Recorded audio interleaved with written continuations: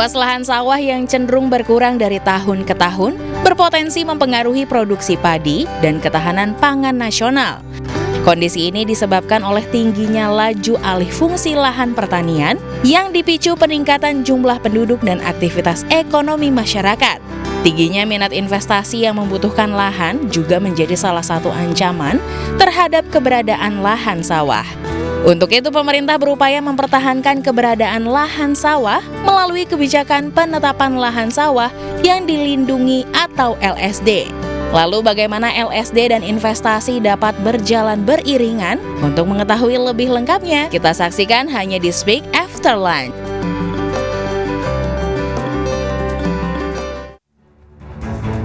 Halo, selamat siang pemirsa, bersama saya Indah Stiani. Selama 30 menit ke depan saya akan menemani Anda di program kesayangan kita, apalagi kalau bukan Speak After Lunch. Dan saat ini di studio sudah hadir bersama saya Dirjen Pengendalian dan Penertiban Tanah dan Ruang Kementerian ATR BPN Bapak Dr. Insinyur Budi Situmorang, MURP. Selamat siang Bapak. Selamat siang Ibu. Apa kabar hari ini? Sehat Bu. Sehat ya, Alhamdulillah. Dan juga tentunya ada juga bersama saya dari Deputi Bidang Koordinasi Pengembangan Wilayah dan Tata Ruang, ada Kemenko Bidang Perekonomian Bapak Dr. Insinyur Wahyu Utomo MS. Selamat siang Bapak. Selamat siang. Baik, hari ini? Alhamdulillah sehat. Sehat ya Pak ya. Oke, tentunya kita akan membahas topik kita hari ini yaitu lahan sawah yang dilindungi atau LSD, mendukung investasi yang berkualitas. Sekarang saya mau langsung ke Bapak Budi terlebih dahulu.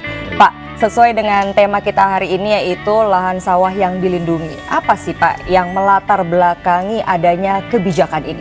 Silahkan Pak. Jadi kebijakan lahan sawah yang dilindungi merupakan kebijakan pemerintah untuk mengantisipasi alih fungsi lahan yang begitu pesat. Dan sekaligus juga memenuhi ketersediaan lahan untuk mendukung pangan nasional. Hal yang pertama yang dilakukan di dalam kebijakan ini sesuai dengan Peraturan Presiden Nomor 59 Tahun 2019 adalah menetapkan lahan sawah yang dilindungi. Nah, beberapa latar belakang yang dia munculnya atau terbitnya kebijakan ini adalah satu, Undang-Undang 41 Tahun 2009 tentang lahan pertanian pangan berkelanjutan belum sepenuhnya dilaksanakan oleh kita semua, pemerintah maupun pemerintah daerah, terutama di dalam data spasialnya. Kalau luasannya memang sudah keluar, tetapi di mana lokasi persisnya itu belum. Nah, yang kedua adalah kita tahu semua karena ini kebijakan baru terbit, tentunya sudah laju perubahan alih fungsi lahan ini sudah cukup besar sekali di Indonesia. Data yang kami punya 2019-2020 hampir 110.000 hektar per tahun berubah dalam 6 tahun itu. Nah, yang terakhir adalah yang mau saya sampaikan, tekanan paling besar dari alih fungsi lahan ini berada di daerah perkotaan ataupun di daerah pinggiran perkotaan yang kota-kota metro dan besar. Ya, kita tahu semua di sekitar Jakarta, di sekitar Bandung, di sekitar Medan, di sekitar Surabaya, Semarang, dan seterusnya. Ya. Nah, bagaimana nih Pak kaitan antara LSD dan investasi yang saat ini diberikan kemudahan dengan adanya UU CK atau Undang-Undang Cipta Kerja? Iya, ini memang menjadi satu paradoks yang seolah-olah paradoks. Dua kebijakan mempertahankan lahan sawah yang dilindungi, satu lagi dengan Undang-Undang Cipta Kerja yang mempermudah proses perizinan dan investasi. Nah, memang hal ini sering menjadi tantangan bagi kami karena ini dibenturkan seolah-olah kita mempertahankan sawah, kita menghambat investasi. Seolah-olah juga di satu sisi yang lain investasi seolah-olah harus menabrak sawah. Nah, ini sebenarnya hal yang paling penting di sini sebenarnya bagaimana kita mensinergiskan. Secara substansi sebenarnya sawah dan investasi ini bisa kita dudukkan bersama secara sinergis. Tidak perlu investasi harus mengorbankan sawah atau sawah tidak perlu harus menghambat investasi. Nah, semua ini sebenarnya simpulnya ada di rencana tata ruang, Bu Indah. Sekarang kita ke Pak Wahyu. Pak Wahyu, bagaimana sih penentuan proyek strategis nasional atau PSN yang dilakukan kaitannya dengan LSD? Terima kasih. Menjawab pertanyaan Mbak Indah ya, jadi yang namanya investasi itu adalah salah satu kebutuhan kita saat ini.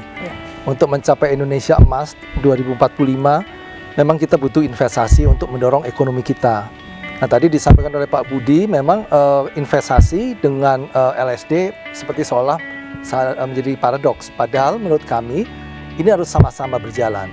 Oleh karenanya pemerintah telah menetapkan proyek strategis nasional, di mana di situ ada 200 proyek strategis nasional plus 12 program. Di mana program ini juga adalah terkait dengan ketahanan pangan. Nah, jadi bagaimana kita memilih proyek strategis nasional? Kita mempunyai kriteria, terutama adalah tata ruang yang kita lihat, ya. Karena tata ruang adalah panglima dalam pembangunan, sehingga kita harus mengacu kepada tata ruang. Di mana di tata ruang itu juga sudah dipertimbangkan masalah LSD. Jadi kita memilih tentunya harus melihat dari kesesuaian tata ruang, kesesuaian juga dengan rencana strategis dari masing-masing sektor, ya. Dan juga kita lihat adalah yang dampaknya paling besar pada pertumbuhan ekonomi dan penyerapan tenaga kerja. Nah, jadi ini kita lakukan semua ini dalam memilih proyek-proyek strategis nasional ini agar sejalan dengan tata ruang yang juga sudah mempertimbangkan LSD. Kira-kira demikian. Jadi emang ada kriterianya ya untuk tata ruang. Nah, bagaimana dengan lahan sawah yang dilindungi? Seperti apa, Pak, kriterianya? Baik, Bu Indah yang kami hormati, ini menarik sekali, Bu. Kalau kita mau melihat bayangan kita LSD itu seperti apa, kita bisa bayangkan ada satu amparan sawah. Ya. Dia didukung oleh daerah irigasinya. Ya. Nah, ini irigasi yang paling menarik adalah ada irigasi premium namanya. Teman-teman PUPR, sumber daya air, katakan premium itu adalah irigasi yang langsung mendapat air dari sumbernya. Bisa bendungan, bisa waduk, dan seterusnya. Itu yang pertama. Yang kedua, dia harus irigasi teknis. Karena kaitannya nanti kepada indeks penanaman 2 atau sampai 3 kali. Kemudian dia punya produktivitas yang tinggi, Bu. Besar dari 4,5 sampai 6 ton per hektar per panen. Itu kira-kira. Jadi kita mau menyelamatkan LSD yang seperti itu. Jadi harus dilakukan research dan itu prosesnya yang lama ya, Pak ya? Ya, harus ada kriterianya untuk lahan sawah yang dilindungi. Sampai saat ini sudah ada berapa provinsi, Pak? Sampai saat ini kita yang sudah dilakukan LSD. Ya, baik, Bu. Yang sampai saat ini kita sudah ada 8 provinsi, 151 kabupaten kota semua yang ada di 8 provinsi. Dari tahun berapa, Pak? Kita sudah menetapkan di 8 provinsi ini sebenarnya dengan SK Bapak Menteri ATR BPN 2001, 16 Desember tepatnya. 2021. Oke, apakah hasilnya signifikan, Pak, dari 2021 sampai 2022 dengan adanya aturan ini? Iya, di dalam data kami setelah kami melihat di sana memang ada di 2021 SK 1589 2021 teridentifikasi 3,8 ribu hektar. 3,8 juta hektar. 3,8 juta hektar. Setelah dilakukannya kebijakan ini? Kemudian kita melakukan verifikasi faktual ke lapangan karena pada waktu itu ada banyak tanggapan dari para pihak. Kita melihat sehingga Desember ini kita akan menetapkan, mudah-mudahan Bapak Menteri yang termasuk dalam tim terpadu dari tim Kepres 59 ini akan menetapkan kita sudah identifikasi 3,6 atau 3,7 juta. Jadi berkurang sekitar 100. Berkurang, itu merupakan hasil yang signifikan ya, Pak ya? Betul. Jadi pengurangan ini sebenarnya disebabkan karena kelihatan sekarang masih sawah. Iya. Tetapi di situ sudah keluar izin. Kelihatan sudah sawah tapi sudah keluar hak atas tanahnya. Kemudian sudah ada bangunan. Nah, seperti itu yang kita sortir sehingga LSD ini ke depan harus kita pertahankan. Oke, baik. Sepertinya perbincangan kita semakin menarik nih dan masih saja banyak yang tentunya akan kita bahas. Tapi sesaat lagi tetap bersama kami di Speak After Lunch.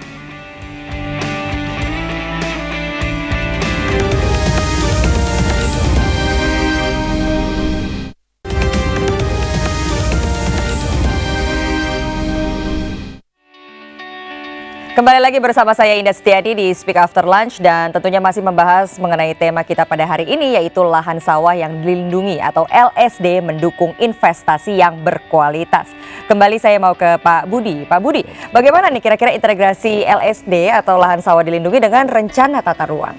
Baik Bu Indah, jadi memang ini seperti tadi saya katakan perbedaan ini integrasi LSD ini tadi sudah jelas bahwa ini adalah sawah. Ya.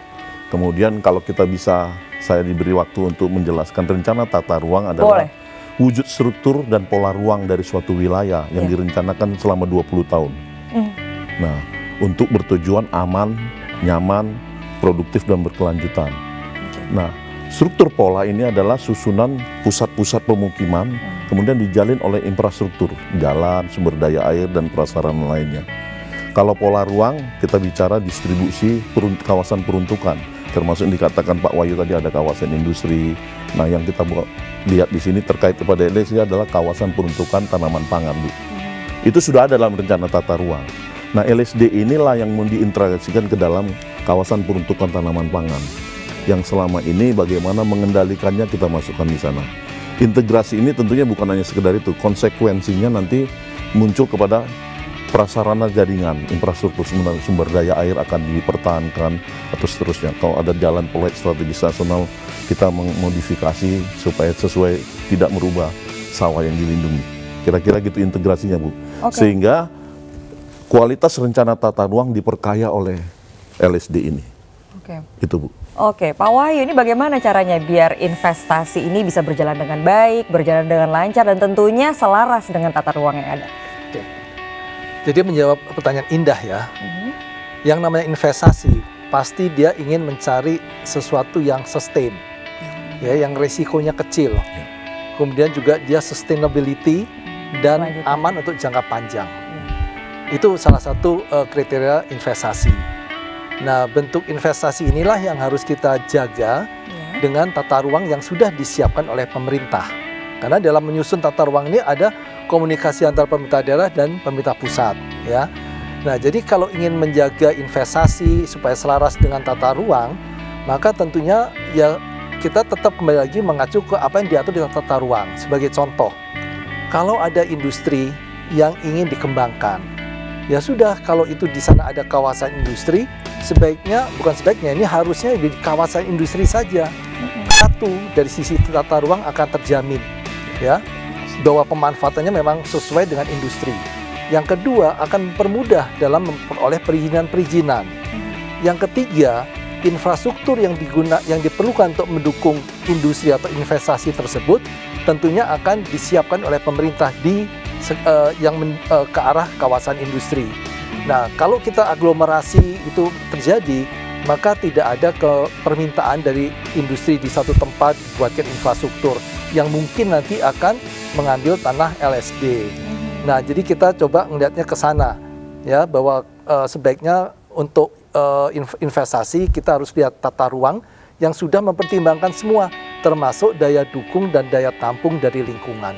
Itu kuncinya. Tentunya kalau kita mengikuti aturan yang ada, semua akan berjalan dengan selaras dan juga lancar, dan hasilnya juga akan lebih baik ya Pak ya. Betul. Lalu saya kembali ke Pak Budi. Pak Budi, bagaimana nih rencana tata ruang melalui kesesuaian kegiatan pemanfaatan ruang atau KKPR nih Pak, menjadi acuan utama dalam sebuah investasi?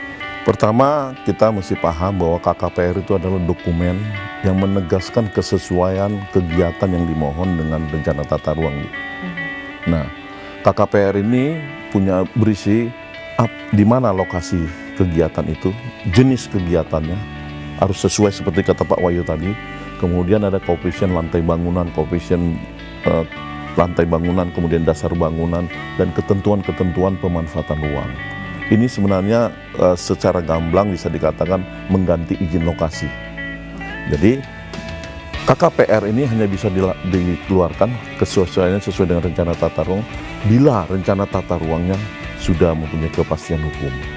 Jadi apa yang disampaikan oleh Pak Wahyu tadi, sudah pasti suatu daerah yang memang ditetapkan dalam rencana tata ruang menjadi kawasan industri, ya dia harus menjadi kawasan industri. Demikian juga dengan tanaman pangan tadi dengan LSD diperkaya. Jadi LSD yang sudah diperkaya dalam rencana tata ruang, di dalam rencana tata ruang akan menjadi dasar untuk pengeluarnya investasi melalui KKPR. Baik dilakukan dengan OSS atau dengan teman-teman BKPM atau Kementerian Investasi maupun dilakukan secara manual. Jadi memang dasarnya adalah KKPR menjadi satu-satunya atau single reference atau acuan utama dari investasi dan perizinan yang akan dilakukan. Kalau aturan sih memang sudah diberlakukan dengan baik dan benar, aturan sudah ada begitu ya Pak. Namun apa sih kendala yang sering terjadi di lapangan? Mungkin Pak Wahyu bisa jelaskan. Hingga saat ini kan masih ada aja yang mungkin menyimpang, juga lokasi masih acak-acakan gitu. Itu gimana nih Pak kendalanya di lapangan?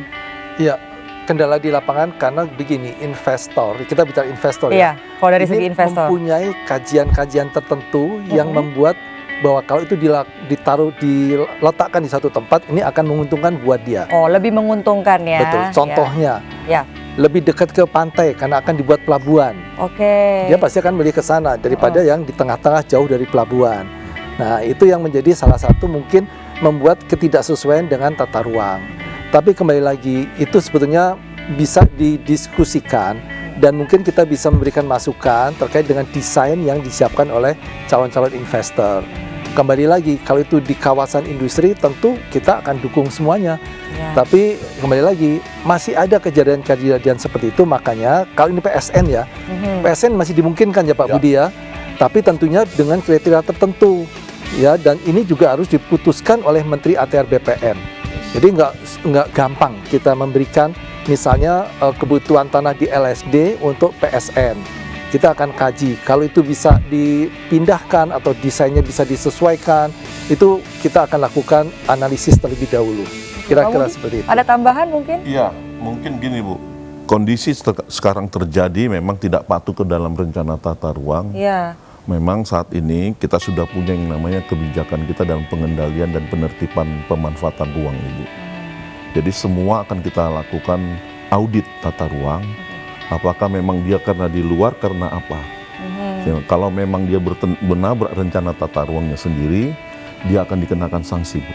Sanksinya kuat Pak? Justru itu, sanksinya kuat Bu. Mulai dari sanksi administrasi, ini mulai dari teguran lisan, kemudian bahkan pembongkaran, bahkan penghentian izin.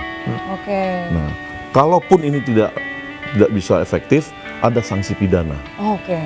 Nah, ini mungkin ultimate meridium yang paling terakhir lah Bu. Nah, ini kita harapkan, makanya penetapan LSD menjadi sangat penting dalam rencana tata ruang. Once tata ruang itu kita jadikan peraturan daerah atau peraturan gubernur atau bupati atau wali kota, itu menjadi mengikat Bu. Nah, jadi kita punya kawan-kawan PPMS yang akan melakukan penelitian audit tersebut. Oke, jadi ada tahap-tahapnya ya, dilakukan diskusi terlebih dahulu, namun Siap, kalau masih ya. nakal juga ada pidananya ya Pak ya, dan sanksinya berat loh. Baik pemirsa, kita akan berbincang lebih lanjut di segmen selanjutnya, maka dari itu jangan kemana-mana, tetap bersama kami di Speak After Lunch.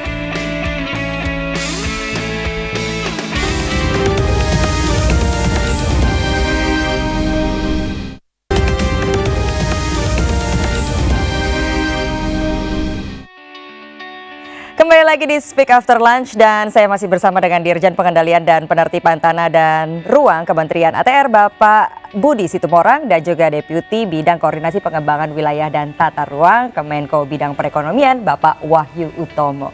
Saya mau kembali ke Pak Budi nih, saya masih penasaran dengan tadi adanya sanksi-sanksi yang diberikan mungkin kepada para investor yang masih tidak sesuai dengan lokasi yang diberikan alias mungkin masih nakal gitu ya, harusnya mungkin di lokasi industri yang sudah disediakan tapi masih saja melakukan hal-hal tersebut di lahan sawah yang dilindungi. Nah, sanksi seperti ini bersifat seperti apa Pak? Apakah masih fleksibel atau bagaimana? Iya baik, jadi memang dengan penetapan ini kita berharap tidak ada lagi pelanggaran. Ya. Tetapi kan memang peraturan ini baru keluar atau terbit. Dan kita berharap untuk waktu tahun-tahun ke depan hal-hal seperti ini akan lebih strict. Jadi masih dalam tahap sosialisasi ya? Flexibility yang dimaksud oleh kami, Bu Indah, saya pikir ini harus saya sampaikan ke teman-teman semua, karena ada kesan benturan tadi Mbak, antara investasi dengan LSD. Sebenarnya dalam rencana tata ruang sudah jelas.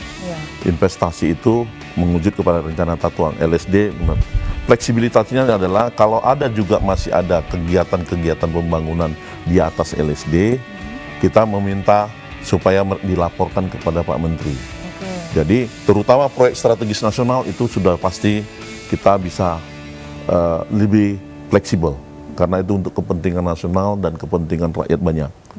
Nah, untuk kegiatan-kegiatan yang lain nanti kami akan melakukan kajian karena ada laporan nanti dilaporkan kepada Pak Menteri ATR BPN Pak Adi Cahyanto dan kemudian kita dalam tim interdep akan melakukan kajian-kajian apakah memang dia memberikan nilai tambah maksimum, harus memberikan tapi nilai juga manfaat, resiko paling kecil Bu terhadap lingkungan.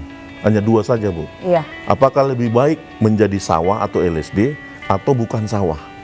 Nah, ini yang dilihat adalah nilai tambah maksimum dan resiko minimum. Artinya masih fleksibel untuk kita ketahui apakah ini lebih bermanfaat, resikonya kecil atau tidak, dilakukan dengan adanya kajian-kajian ya. Pak Wahyu, ada tambahan? Saya kira itu betul, terutama PSN. Terima kasih Pak, karena memang Bapak Presiden kan menginginkan seluruh PSN ini bisa diselesaikan 2024. Jadi memang di lapangan mungkin saja ada benturan-benturan terkait dengan LSD, dan saya kira yang disampaikan oleh Pak Budi bahwa kita memaksimalkan manfaat tapi meminimalkan resiko. Ya. Dan apalagi kita isu lingkungan kan sekarang banyak, isu ketahanan pangan juga penting. Jadi itu harus kita lihat secara komprehensif seluruhnya. Iya, yang penting menuju swasembada pangan yang baik ya Pak ya, untuk Indonesia lebih baik lagi. Pak Budi, kembali lagi saya ingin bertanya nih, bagaimana nih Pak progres penyelesaian LSD sampai saat ini? Apakah akan ada penambahan provinsi atau mungkin bagaimana gitu Pak? Ada nggak ke depannya? Baik Bu Indah, jadi memang kami yang menyampaikan sekarang sementara kita 2021 dan kita akan sudah memproses Desember 2022.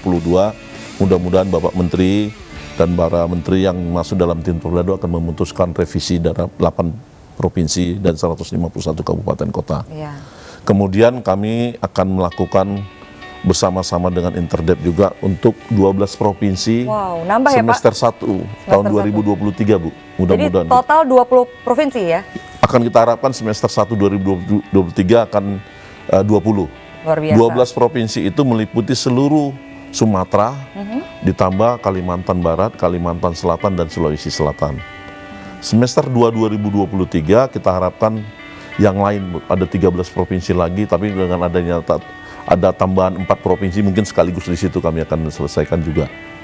Sehingga akhir tahun 2023 kita harapkan LSD ini sudah ditetapkan, sebagian sembari kalau sudah selesai langsung kita integrasikan dalam rencana tata ruang. Sehingga investasi yang berkualitas tadi, proyek strategis nasional itu tidak terhambat lagi oleh LSD ini. Amin, kita dukung terus ya tentunya program ini. Selanjutnya Pak, dari yang kita diskusikan, ini apa sih sebenarnya yang ingin dicapai dari penetapan lahan sawah dilindungi? Baik, jadi hasil akhirnya sebenarnya kita pingin tadi seperti tadi Bu, kualitas tata ruang yang menjadi acuan investasi yang berkualitas itu sudah menjadi kuat, terutama dalam arti kita juga ikut melakukan penyelamatan sawah, ketahanan pangan kita. Jadi tidak selalu hanya investasi yang berkualitas, maksud saya ini mohon izin Bu, kualitas investasi berkualitas itu saya mengambil beberapa referensi. Dikatakan adalah investasi yang tepat lokasi. Tepat lokasi. Sehingga tata ruang bisa lebih tepat. Kemudian dia memberikan nilai tambah yang optimal, kesempatan kerja, produktivitas, dan sekaligus risiko lingkungan yang kecil. Jadi kalau ini sudah ada semua, rencana tata ruang lah menjadi panglimanya. Nah, LSD kita masukkan dalam rencana tata ruang. Sehingga masyarakat, dunia usaha, maupun masyarakat secara individu, Pemda, maupun pemerintah provinsi, kabupaten, kota, pada waktu investasi pembangunannya, APBN, APBD, sudah ngikutin Bu. Jadi kepastiannya sudah ada, jadi tidak ada lagi keraguan apakah kawasan industri itu boleh atau tidak, sudah harus masuk semua ke sana misalnya. Sawah, kalau memang ada sawah, sawah, tapi kalau ada proyek strategis nasional, bagaimana kita memodifikasinya sehingga sawahnya tidak terkorbankan, berubah. Kira-kira gitu Bu. Jadi itu yang paling ingin dicapai ya dengan adanya LSD. Oke, Pak Wahyu, bagaimana, apa sih kira-kira harapan gitu ke depannya untuk pada masyarakat atau para pelaku usaha dengan adanya kebijakan lahan sawah yang dilindungi? Oke, untuk mempercepat pembangunan, tentunya kita harus mengacu kepada hal-hal yang sudah diatur di dalam tata ruang. Karena kalau kita mengusulkan sesuatu yang di luar tata ruang, itu akan ada proses yang akan perlambat terjadinya investasi yang berdampak kepada ekonomi. Betul. Nah, jadi saya berharap kepada masyarakat, kepada badan usaha yang akan berinvestasi, coba lihatlah tata ruang yang sudah ada ini, maksimalkan apa yang sudah ada. Meskipun tadi ada fleksibilitas yang disampaikan, tapi yang penting adalah kita harus sinergi sama-sama. Dan tadi Pak Budi sudah sampaikan ada hal-hal yang penting ya terkait dengan lingkungan dan lain-lain, itu yang harusnya kita tetap menjadikan pegangan kita dalam berinvestasi. Pak Budi, sedikit saja harapan mungkin? Harapannya tentu untuk kalau masyarakat dan juga investor. Masyarakat dan dunia usaha menjadi lebih pasti Bu. Ya. Dan kami akan berusaha supaya data ini menjadi data semua.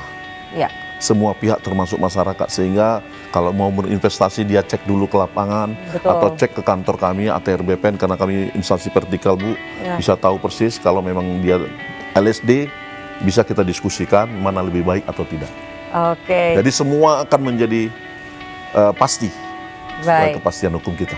Pak Budi, Pak Wahyu, terima kasih sekali Terima atas kasih. waktunya, dan ini merupakan informasi yang tentunya semoga bermanfaat untuk Anda semua. Tidak terasa kita sudah sampai di penghujung acara. Oleh Dirjen Pengendalian dan Penertiban Tanah dan Ruang Kementerian ATR BPN Bapak Budi Situmorang dan Deputi Bidang Koordinasi Pengembangan Wilayah dan Tata Ruang Kemenko Bidang Perekonomian Bapak Wahyu Utomo. Tentunya saya ucapkan terima kasih sekali lagi Pak, dan juga terima kasih untuk pemirsa yang sudah menyediakan waktunya untuk menyaksikan acara hari ini. Saya Ida Setiani pamit undur diri, sehat selalu dan sampai jumpa. Terima kasih Pak, terima kasih.